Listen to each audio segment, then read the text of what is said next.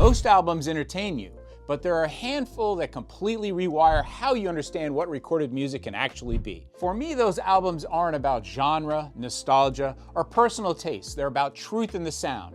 They expose everything, your speakers, your room, your standards, with nowhere to hide. So I'm sharing 5 albums from my personal collection that are non-negotiable reference points for anyone serious about high-fidelity audio. These aren't just well-recorded tracks. They're the recordings that tell the truth about what you've built. Bass. How low can you go? A little bit of backstory on Drew Baird. So I am born and raised in New York City. Born in 1969, I grew up in New York during an incredible music time. In the late 70s, early 80s, I got really into music. And in one of my trips to summer camp, getting on a bus, a guy brought a boombox onto the bus and he put on Sugar Hill Gang. This is the first time I'd heard anything like this. This was the intro to all rap music that we hear today. And I was absolutely blown away by the tonality, the hard bass drum hits in this song, the rhyming. I mean, it was just something I had never heard or experienced before. And this sent me down a very different path in terms of the music I was listening to. I was listening to a lot of rock and roll at the time, but this was something new and exciting, and I had to get more. So I started to go down to record shops to buy some of these new rap records, and man, it went even further than that. I went to military school, another fun fact. And in military school, we had dances with all girls schools. And I befriended a person at the school who was the dance DJ. And he was from Buffalo, New York, and he had a mixer and a set of turntables. And he essentially took me under his wing and he taught me how to mix. Year later, he graduated from military school. And so I took over the gig of being the DJ at military school. And I bought the original MK2 Technics 1200 turntables, a Newmark mixer. I have that Newmark mixer to today. I'm actually restoring it right now, bringing it back to its glory. And I learned how to mix. And this is one of the hardest hitting albums that I used to mix. And I've actually got 2 of the original 12 inches that I used to mix from Public Enemy right here for you to check out. These songs are both on this album. And I was touring a record store last week looking for some new records to buy, and I saw this new remastered edition of this full album. I used to have the original album. I lost this album, unfortunately, in a car accident with a lot of my DJ records. I still have about half my collection of records from the 80s and 90s. Ton of house, ton of techno, EDM, rap, and some of the 12 inches from Public Enemy. Public Enemy is notorious for being a very hard-hitting, almost, in my opinion, sort of like the heavy metal of rap music, right? Flavor Flav and Chuck D, their notes and their melodies were just unbelievable and so cool for a young white boy in New York City to really get into rap music. Absolutely one of my favorite rap albums of all time.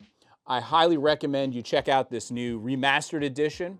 I've done some comparisons to the original 12-inch signals that I have, and this is by far a much improved sounding over these. These are obviously a little bit scratched, but they still sound pretty darn good. I wish I had the original album, full-length album, but I don't have that one anymore. So I would highly recommend getting this Public Enemy album. Fantastic. And now to really change things up to something very, very different. So this is Hani Riani, okay? See the wording on the back. Hani Riani. She is actually from Poland, and I would classify her as experimental classical music. I don't really know what genre to sort of put her into. She is an amazing piano player. And she reminds me of Tori Amos. When she's doing her playing, she's actually got 3 different pianos, one that sounds like an organ, one electronic, and one actual, regular piano. She's playing all 3 of them. She's doing tons of looping. She's doing all kinds of experimental. It's almost like electronic music, but with classical piano and riffs and whatnot. Most of her songs do not have singing. There are a few. Her voice is very ethereal is the best way to sort of explain it. Very, angel-like. It's very interesting. Really, really cool album. This album is, I don't even know how to really pronounce this because it's in Polish. We'll say Ezja, maybe. After I bought this album, I actually found this at Barnes & Noble after watching a YouTube video of her that she did this really cool performance. And I'm gonna put a link below to check out this performance. It's about 45 minutes long. I think she did it in Poland. I can't remember where, but it was very intoxicating. I immediately saw this at Barnes & Noble. I went there with my kids to buy some books and saw this album. I picked it up. Afterwards, I went out and bought 4 more albums because that's how good, how well recorded, how magical and really cool she is. So here's a really, really cool find I just found. This is Chris Cornell. Chris Cornell, one of the original grunge, heavy-hitting bands to come out of Seattle. He was in multiple bands over the years. Rage Against the Machine lost their lead man, so they started a band together. Obviously, Soundgarden, he did some of his own stuff. Temple of the Dog, which had a bunch of the original people from like the lead singer of Pearl Jam. I mean, lots of original heavy hitters. I think the lead singer from Alice in Chains was in that band as well. I can't remember all of the people in the band, but this was a cool find because this covers a lot of his work in all of these different bands. It's a 2-disc, really good sounding. The recording was done very well. Big fan of this album. I love checking out all of the insides of albums, and I love the pictures of the old recording studios that they did stuff in here. There's some good stuff in here on the record sleeves. Really, really cool album that covers a whole lot of his best work, as well as some unreleased tracks.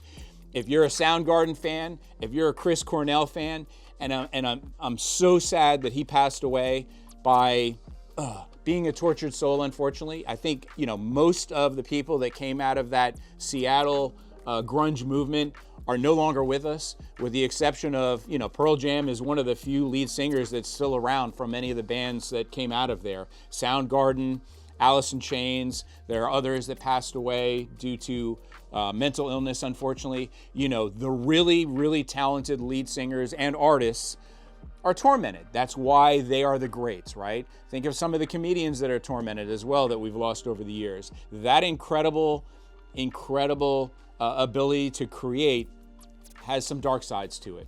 This is an album well worth getting if you're a big fan of Chris Cornell. His vocals are just intoxicating, deep, dark, and I don't want to say evil sounding, but just, I mean, there's something about it that just captures you in a dark, melancholy way, but just amazing music, absolutely amazing music. Get this album. So let's jump to another genre. You know, we've done a little rap, we've done some experimental classical, we've done some alternative. Now we're gonna get into Americana. This is one of my favorite all-time Americana artists. Neko Case, I've seen her probably 6 times. She has one of the most amazing pitch-perfect voices you will find out there. She can go from highs to lows to all over the place. She is incredibly talented, incredibly tortured a little bit. She's got a book out that talks about her very, very awful beginnings in life in her family, leaving home at a very early age. I want to say, you know, maybe 12 or 10, something like that. I mean, great book. I recommend reading it. Incredible musical artist. I've seen her so many times. She has done some incredible collaboration with Katie Lang and some other people. This is probably, of all of her albums, one of my favorite. Middle Cyclone, great music. This is from the early 90s, if I remember. There were some amazing performances on David Letterman from some of the songs on here. I highly recommend, if you don't know who Neko Case is, she's one of those hidden gems that you don't hear a lot about, but really, you know, this is sort of the type of person that I don't understand why she hasn't won like 100 Grammys. Incredible music writer, incredible singer, great album, highly recommend you get it. Americana, very folky sounding. She's done some country stuff that's more on the side of Americana than country. She's done probably, goodness gracious, about 15 albums at this point. I would definitely check her out. And last but not least, this is one of the artists that I use to demo a lot of equipment. Patricia Barber, who is a jazz singer out of Chicago. She's very well known by all you audiophiles. This is actually an original master recording remake of her album, Company. Oh, actually, Modern Cool. I'm thinking of the song that I use to do all my demos, which is Company. I think it's track 4. Company is probably one of the most complex, incredible songs that I use to really test a system. There's so many things going on in that song, from highs to lows to quiet sections to lots of things going on at once. This will truly test a system to its limits. If you've got a system that's sibilants, you will catch her S's tearing your ears apart. But on the right system, a tuned-in system, it's just absolutely magical.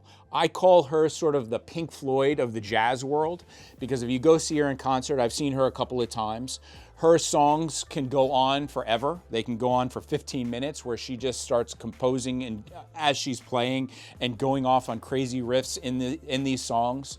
She's an amazing phenom to see in person on the piano. She is a piano player. I've got pretty much every single album that she has.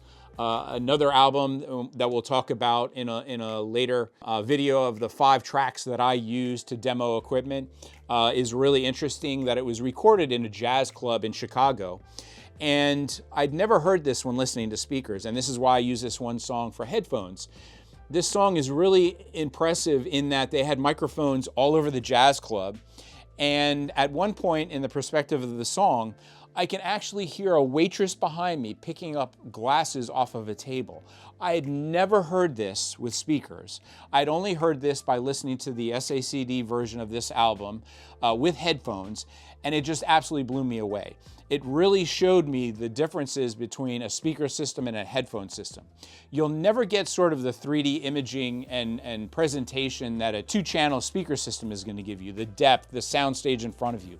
But something that a headphone system is going to give you is the picking up of nuances.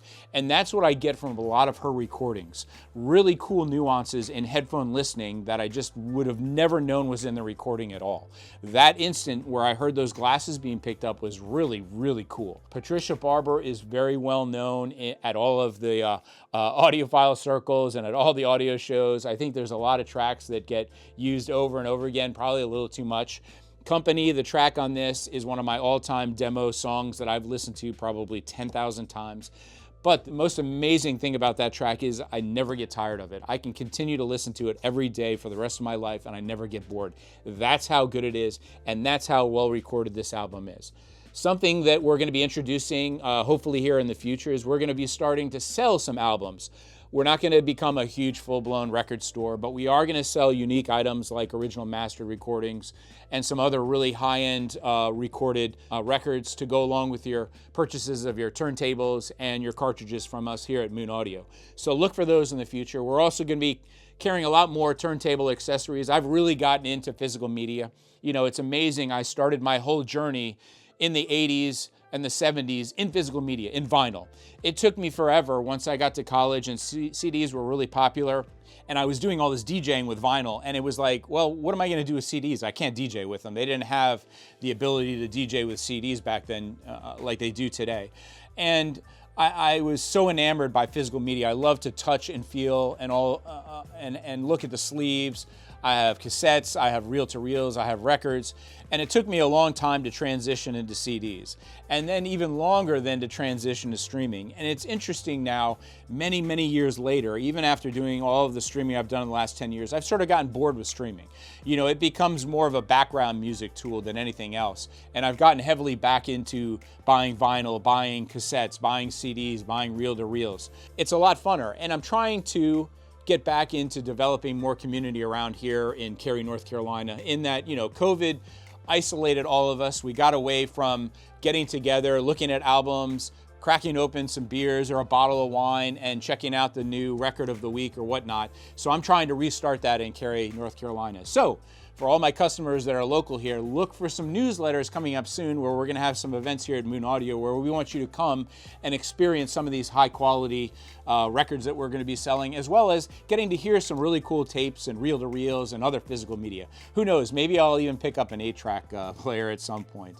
I'm really getting into restoring all this vintage gear and I'm having a blast. And that's what all of this is about, right? It's about having fun at the end of the day. It's about enjoying the music. I'm not in this for the money, I'm in it for the passion and the music itself. So this is definitely one album. If you don't have this in your collection, run out and get Patricia Barber, Modern Cool, and make sure to check out The Track Company. Remember, your system isn't just a tool for analyzing recordings, it's your gateway to experience music the way artists intended you to hear it. If you want more recommendations that'll help you rediscover what your system can do, hit subscribe and turn on notifications. I've spent 20 years in high-end audio sharing insights that help people get more out of their listening experience. Now, if you want to dive deeper into specific tracks I listen to when testing high-end audio gear, check out the Axpona video I did on 4 demo tracks every audiophile should know. I'm going to be remaking this video with some extra tracks. Until then, see you next time.